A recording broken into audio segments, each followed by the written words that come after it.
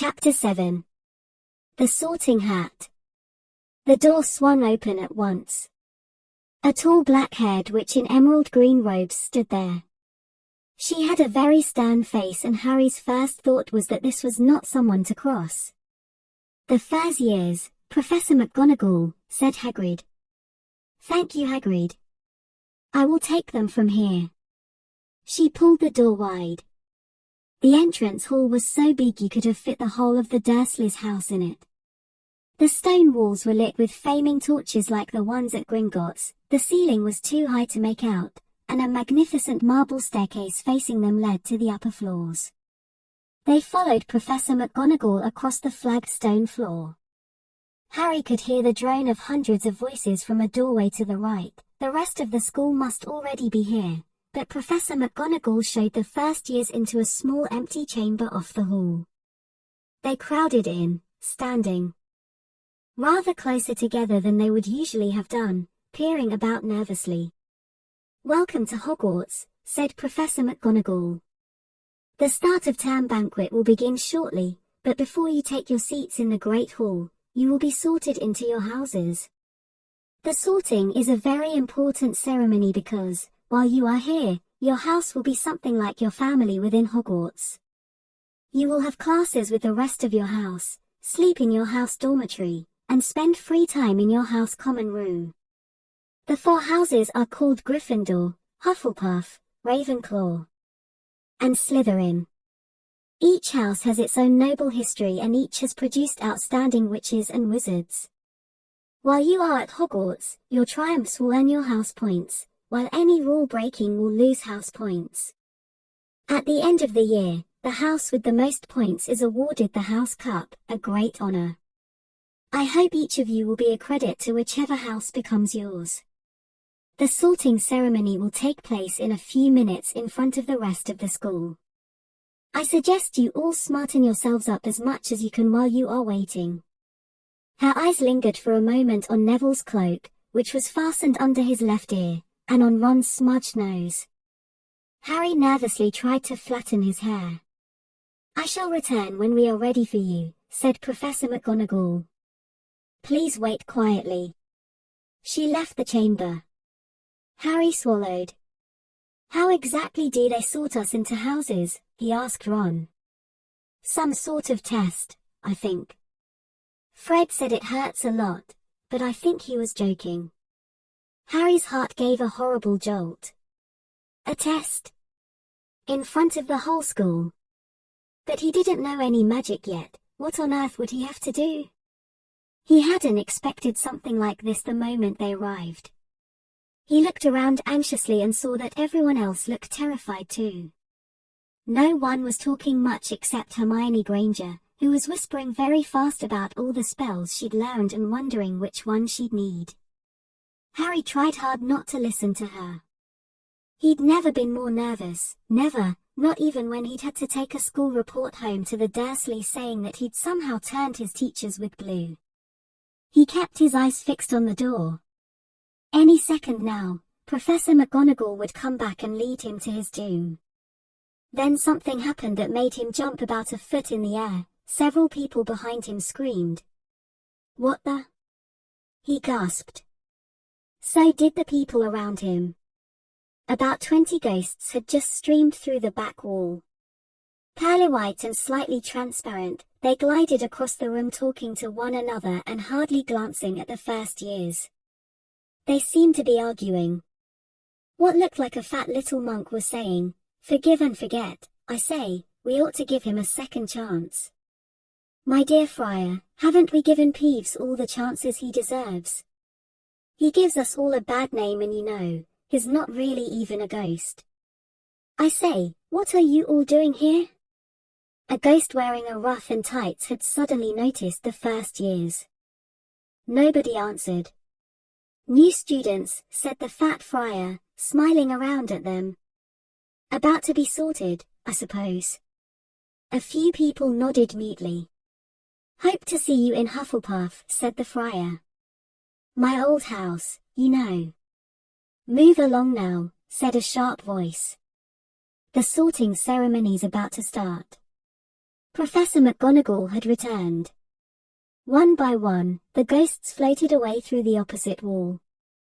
"Now, form a line," Professor McGonagall told the first years, "and follow me." Feeling oddly as though his legs had turned to lead, Harry got into line behind a boy with sandy hair, with Ron behind him, and they walked out of the chamber, back across the hall, and through a pair of double doors into the Great Hall. Harry had never even imagined such a strange and splendid place. It was lit by thousands and thousands of candles that were floating in midair over 4 long tables, where the rest of the students were sitting. These tables were laid with glittering golden plates and goblets. At the top of the hall was another long table where the teachers were sitting. Professor McGonagall led the first years up here, so that they came to a halt in a line facing the other students, with the teachers behind them. The hundreds of faces staring at them looked like pale lanterns in the flickering candlelight. Dotted here and there among the students, the ghosts shone misty silver. Mainly to avoid all the staring eyes, Harry looked upward and saw a velvety black ceiling dotted with stars. He heard Hermione whisper, "It's bewitched to look like the sky outside. I read about it in Hogwarts A History." It was hard to believe there was a ceiling there at all, and that the Great Hall didn't simply open onto the heavens. Harry quickly looked down again as Professor McGonagall silently placed a 4-legged stool in front of the first years. On top of the stool she put a pointed wizard's hat. This hat was patched and frayed and extremely dirty. Aunt Petunia wouldn't have let it in the house. Maybe they had to try and get a rabbit out of it, Harry thought wildly. That seemed the sort of thing. Noticing that everyone in the hall was now staring at the hat, he stared at it too.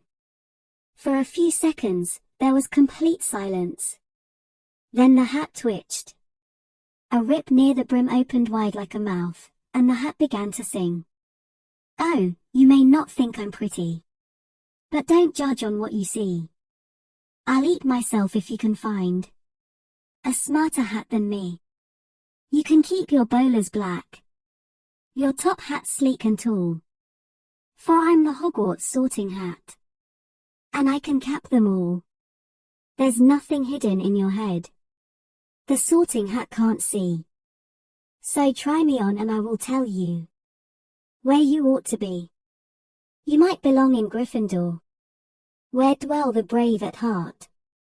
Their daring, nerve, and chivalry set Gryffindors apart. You might belong in Hufflepuff, where they are just and loyal. Those patient Hufflepuffs are true and unafraid of toil. Or yet in wise old Ravenclaws, if you've a ready mind, where those of wit and learning will always find their kind. Or perhaps in Slytherin, you'll make your real friends. Those cunning folk use any means to achieve their ends. So put me on. Don't be afraid. And don't get in a flap. You're in safe hands, though I have none. For I'm a thinking cap." The whole hall burst into applause as the hat finished its song. It bowed to each of the 4 tables and then became quite still again. "So we've just got to try on the hat," Ron whispered to Harry. "I'll kill Fred, he was going on about wrestling a troll." Harry smiled weakly.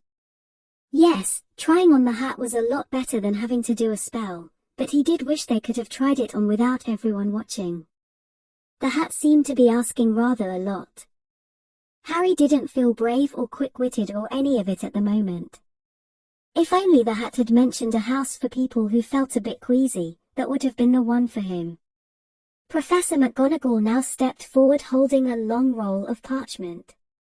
"When I call your name, you will put on the hat and sit on the stool to be sorted," she said. "Abbott, Hannah." A pink-faced girl with blonde pigtails stumbled out of line, put on the hat, which fell right down over her eyes, and sat down. A moment's pause. "Hufflepuff," shouted the hat. The table on the right cheered and clapped as Hannah went to sit down at the Hufflepuff table. Harry saw the ghost of the fat friar waving merrily at her. Bones, Susan! Hufflepuff! Shouted the hat again, and Susan scuttled off to sit next to Hannah. Boot, Terry! Ravenclaw! The table second from the left clapped this time. Several Ravenclaws stood up to shake hands with Terry as he joined them.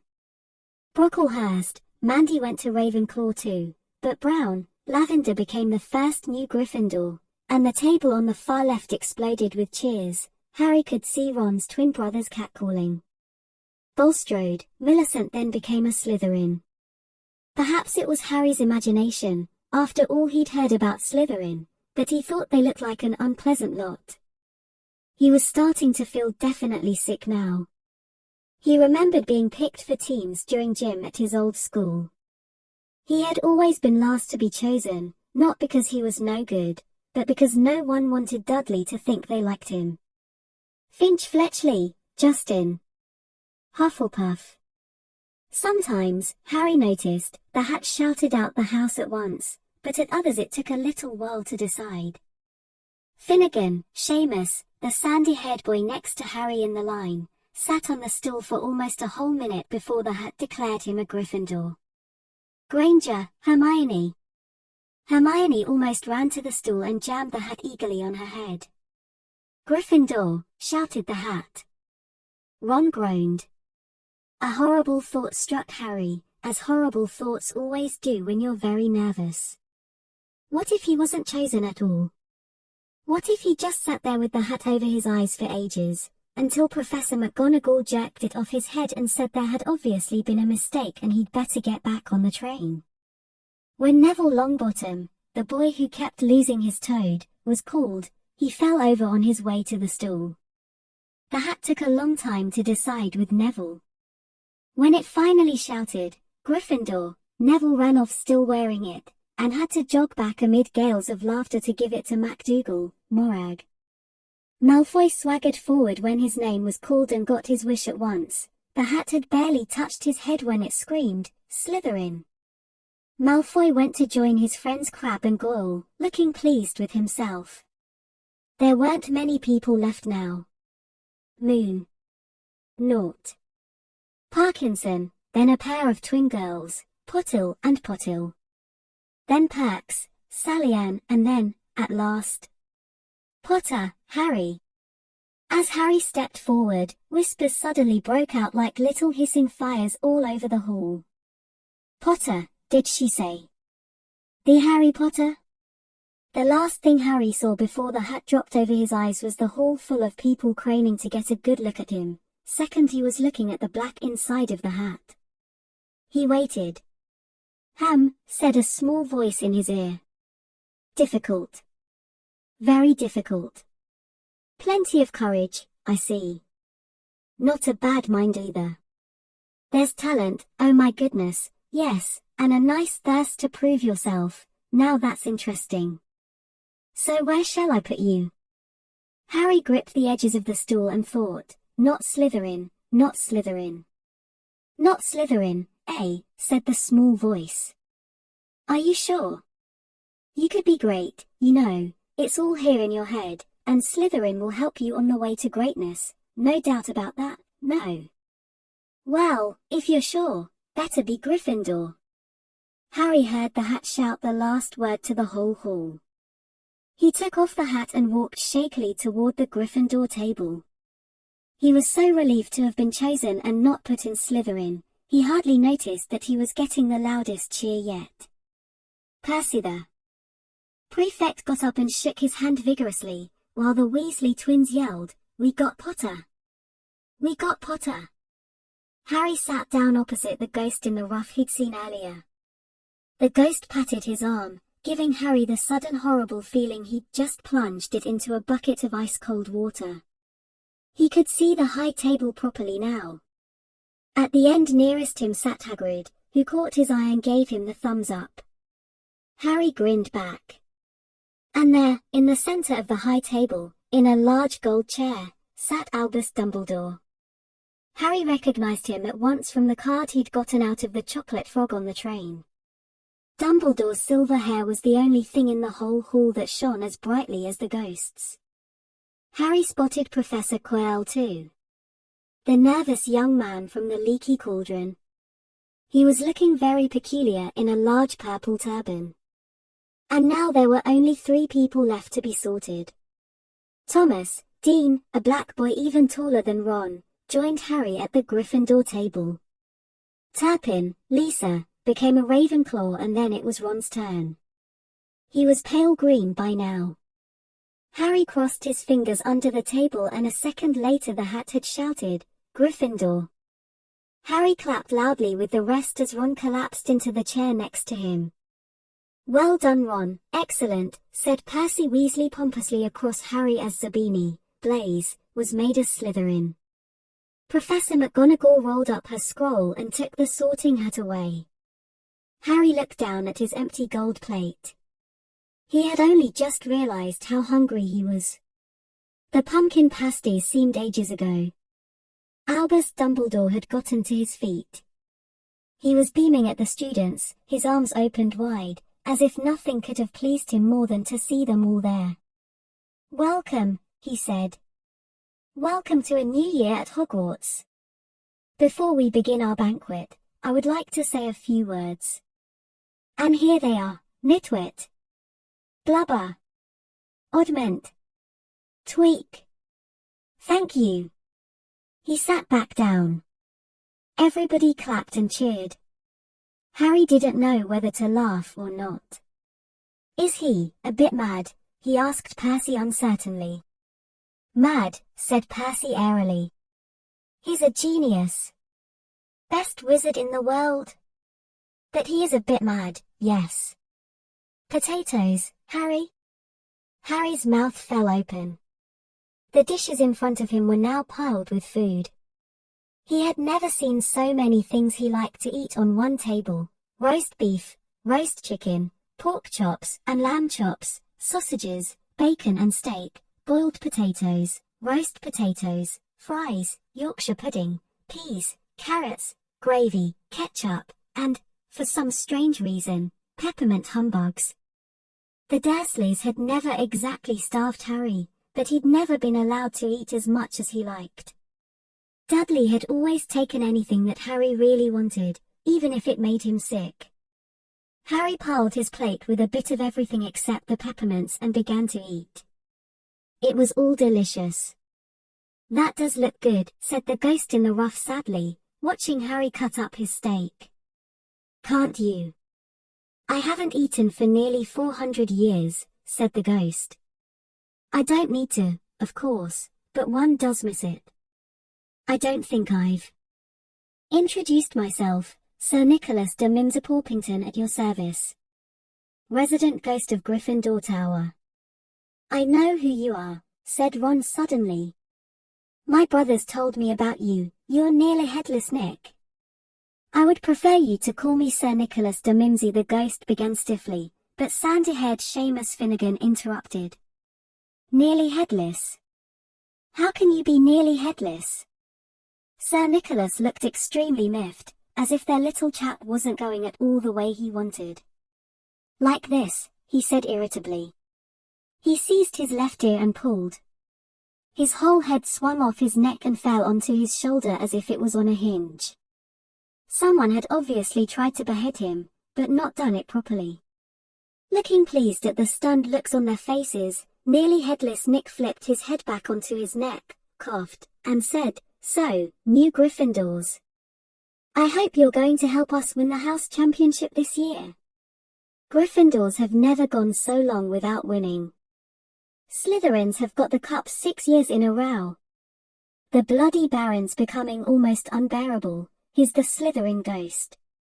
Harry looked over at the Slytherin table and saw a horrible ghost sitting there, with blank staring eyes, a gaunt face, and robes stained with silver blood. He was right next to Malfoy who, Harry was pleased to see, didn't look too pleased with the seating arrangements. "How did he get covered in blood?" asked Seamus with great interest.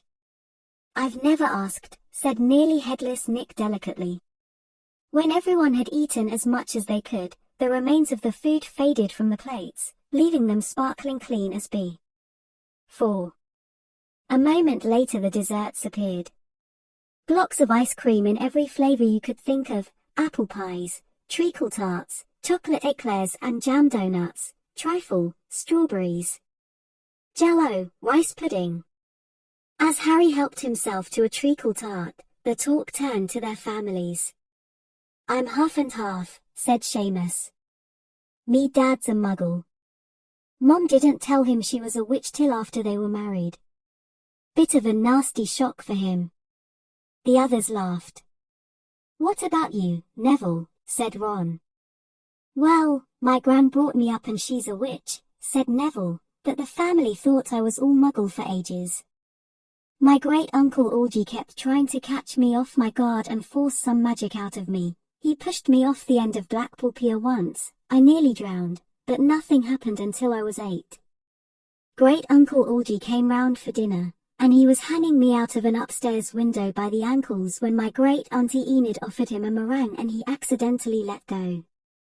But I bounced, all the way down the garden and into the road. They were all really pleased. Gran was crying. She was so happy. And you should have seen their faces when I got in here. They thought I might not be magic enough to come, you see. Great-uncle Algie was so pleased he bought me my toad." On Harry's other side, Percy Weasley and Hermione were talking about lessons. "I do hope they start right away. There's so much to learn. I'm particularly interested in transfiguration, you know, turning something into something else. Of course, it's supposed to be very difficult. You'll be starting small, just matches into needles and that sort of thing." Harry, who was starting to feel warm and sleepy, looked up at the high table again. Hagrid was drinking deeply from his goblet. Professor McGonagall was talking to Professor Dumbledore. Professor Quirrell, in his absurd turban, was talking to a teacher with greasy black hair, a hooked nose, and sallow skin. It happened very suddenly. The hook-nosed teacher looked past Quirrell's turban straight into Harry's eyes, and a sharp hot pain shot across the scar on Harry's forehead. "Ouch!" Harry clapped a hand to his head. "What is it?" asked Percy. Nothing." The pain had gone as quickly as it had come. Harder to shake off was the feeling Harry had gotten from the teacher's look, a feeling that he didn't like Harry at all. "Who's that teacher talking to Professor Quirrell?" he asked Percy. "Oh, you know Quirrell already, do you? No wonder he's looking so nervous. That's Professor Snape. He teaches potions, but he doesn't want to. Everyone knows he's after Quirrell's job. Knows an awful lot about the dark arts, Snape." Harry watched Snape for a while, but Snape didn't look at him again. At last, the desserts too disappeared, and Professor Dumbledore got to his feet again. The hall fell silent. Just a few more words now that we are all fed and watered. I have a few start-of-term notices to give you. First years should note that the forest on the grounds is forbidden to all pupils. And a few of our older students would do well to remember that as well. Dumbledore's twinkling eyes flashed in the direction of the Weasley twins. I have also been asked by Mr. Filch, the caretaker, to remind you all that no magic should be used between classes in the corridors. Quidditch trials will be held in the second week of the term. Anyone interested in playing for their house teams should contact Madam Hooch. And finally, I must tell you that this year, the third-floor corridor on the right-hand side is out of bounds to everyone who does not wish to die a very painful death. Harry laughed, but he was one of the few who did. He's not serious, he muttered to Percy. Must be, said Percy, frowning at Dumbledore. It's odd, because he usually gives us a reason why we're not allowed to go somewhere. The forest's full of dangerous beasts, everyone knows that. I do think he might have told us prefects at least. And now, before we go to bed, let us sing the school song, cried Dumbledore. Harry noticed that the other teachers' smiles had become rather fixed. Dumbledore gave his wand a little flick, as if he was trying to get a fly off the end, and a long golden ribbon flew out of it, which rose high above the tables and twisted itself, snake-like, into words. Everyone pick their favorite tune, said Dumbledore, and off we go.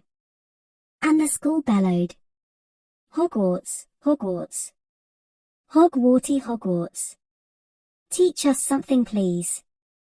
Whether we be old and bald, or young with scabby knees, our heads could do with filling with some interesting stuff. For now they're bare and full of air, dead flies and bits of fluff. So teach us things worth knowing. Bring back what we've forgot. Just do your best, we'll do the rest. And learn until our brains all rot. Everybody finished the song at different times. At last, only the Weasley twins were left singing along to a very slow funeral march. Dumbledore conducted their last few lines with his wand, and when they had finished, he was one of those who clapped loudest. Ah, music, he said, wiping his eyes. A magic beyond all we do here. And now, bedtime. Off you trot. The Gryffindor first years followed Percy through the chattering crowds, out of the great hall, and up the marble staircase. Harry's legs were like lead again, but only because he was so tired and full of food. He was too sleepy even to be surprised that the people in the portraits along the corridors whispered and pointed as they passed, or that twice Percy led them through doorways hidden behind sliding panels and hanging tapestries. They climbed more staircases, yawning and dragging their feet, and Harry was just wondering how much farther they had to go when they came to a sudden halt. A bundle of walking sticks was floating in mid-air ahead of them, and as Percy took a step toward them they started throwing themselves at him. Peeves, Percy whispered to the first years. A poltergeist. He raised his voice. Peeves, show yourself. A loud rude sound, like the air being let out of a balloon, answered. Do you want me to go to the Bloody Baron? There was a pop, and a little man with wicked, dark eyes and a wide mouth appeared, floating cross-legged in the air, clutching the walking sticks. He said, with an evil cackle. Ickle first eyes. What fun! He swooped suddenly at them. They all ducked. Go away, Peeves, or the Baron'll hear about this. I mean it, barked Percy. Peeves stuck out his tongue and vanished, dropping the walking sticks on Neville's head. They heard him zooming away, rattling coats of armor as he passed. You want to watch out for Peeves, said Percy, as they set off again. The Bloody Baron's the only one who can control him. He won't even listen to us prefects. Here we are. At the very end of the corridor hung a portrait of a very fat woman in a pink silk dress. Password, she said. Caput Draconis, said Percy, and the portrait swung forward to reveal a round hole in the wall. They all scrambled through it. Neville needed a leg up, and found themselves in the Gryffindor common room, a cozy, round room full of squashy armchairs. Percy directed the girls through one door to their dormitory and the boys through another. At the top of a spiral staircase they were obviously in one of the towers. They found their beds at last, 5 four-posters hung with deep red, velvet curtains. Their trunks had already been brought up. Too tired to talk much, they pulled on their pajamas and fell into bed. Great food, isn't it? Ron muttered to Harry through the hangings. Get off. Scabbers. He's chewing my sheets. Harry was going to ask Ron if he'd had any of the treacle tart, but he fell asleep almost at once. Perhaps Harry had eaten a bit too much, because he had a very strange dream. He was wearing Professor Quirrell's turban, which kept talking to him, telling him he must transfer to Slytherin at once, because it was his destiny. Harry told the turban he didn't want to be in Slytherin. It got heavier and heavier. He tried to pull it off but it tightened painfully and there was Malfoy, laughing at him as he struggled with it. Then Malfoy turned into the hook-nosed teacher, Snape, whose laugh became high and cold. There was a burst of green light and Harry woke, sweating and shaking. He rolled over and fell asleep again, and when he woke the next day, he didn't remember the dream at all.